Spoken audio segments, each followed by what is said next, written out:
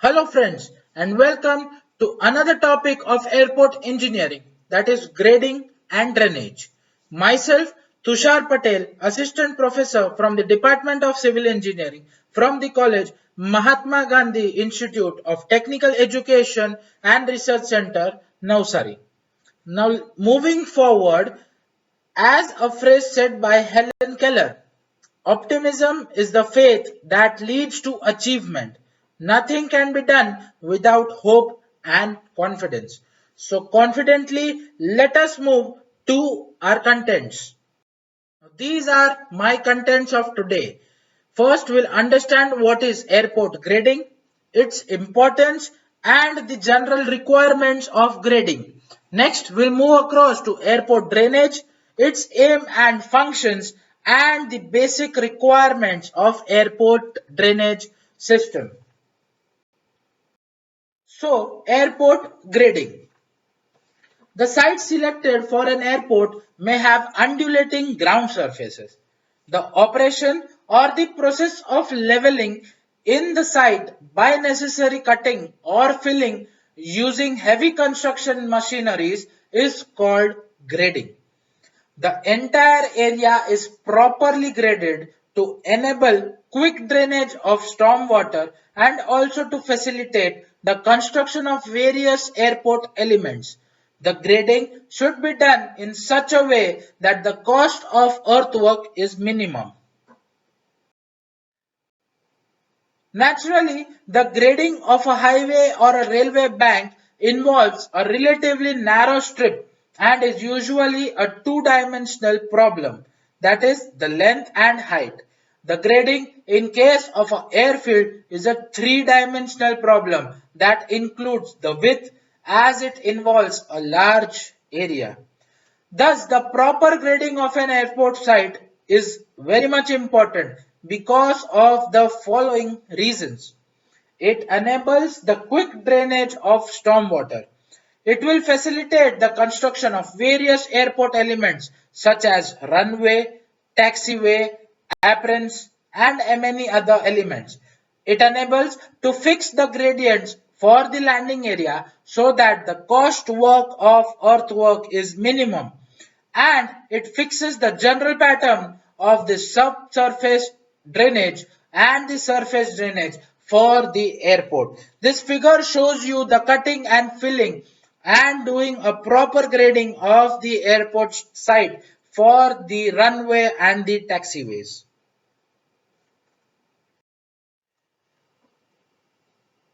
Now moving forward to general requirements of grading.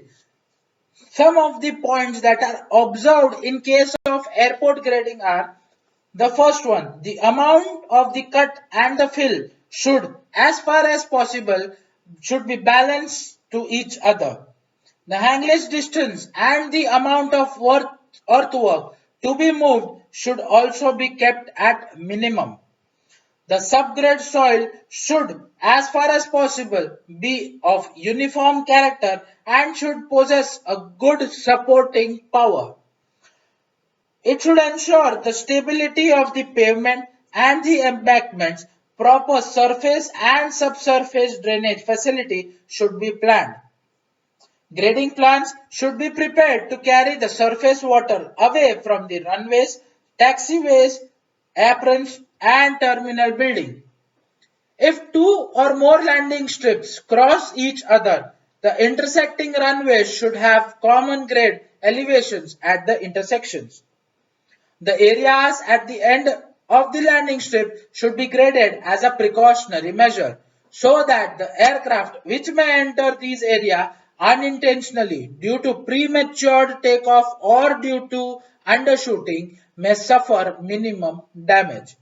So the whole idea can be demarcated or can be summarized into these seven categories of cuts and fills, drainage, grade lines, grading plans, equipments, interactions, and the ground near landing strips. Now let us move towards the airport drainage system. Now what is airport drainage? It is very important for safe movement of aircrafts. When the runway surface is affected by water to any degree of wetness, that is, from the damp to a flooded state, the friction levels provided by the individual runways drop significantly from the dry value. The degradation of available friction can have serious implications on safety, regularity, and efficiency of the operations. The aims of providing an adequate and efficient airport drainage are: if the airport pavement surface is damp or flooded, it reduces the friction between the aeroplane wheels and the pavement surface, resulting in threat to the flight operations. Standing or excessive water on the pavement or below the pavement reduces the structural stability of the pavement and may result in early failure or deterioration. If the subsurface drainage system is improper, it may moisten and weaken the subgrade, thus reducing the load bearing capacity, resulting into the failure of the runway. Adequate airport drainage grants longevity to the pavement. If the drainage of water is adequate enough, then it is time that the pavements will have a longer period of life. It reduces the maintenance cost of an airport. It grants the durability to the runway pavement. It increases the efficiency of the airport. It provides safety to various aircraft operations. It shortens the period during which the airport might have to be kept out of use due to inundations. It reduces the maintenance cost, and lastly, it is essential for proper and safe functioning of the aircrafts.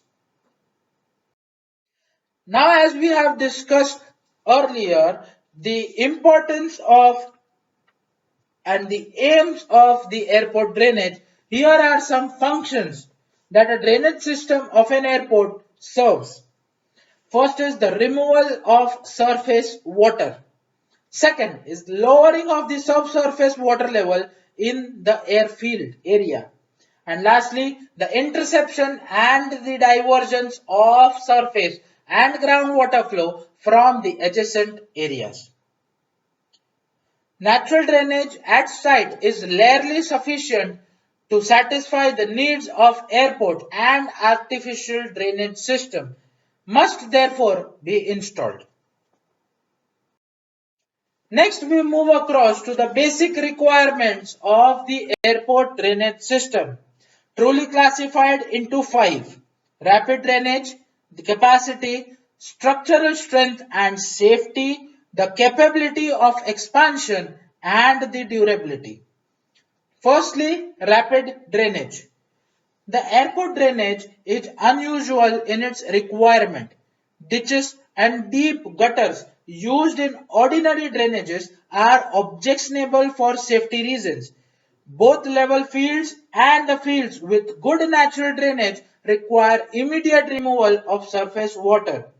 On level fields, surface water must be removed as quickly as possible to prevent the loss of stability of ground surfaces. On sloping ground, it must be intercepted at frequent intervals to prevent soil erosion. Next requirement is of a capacity.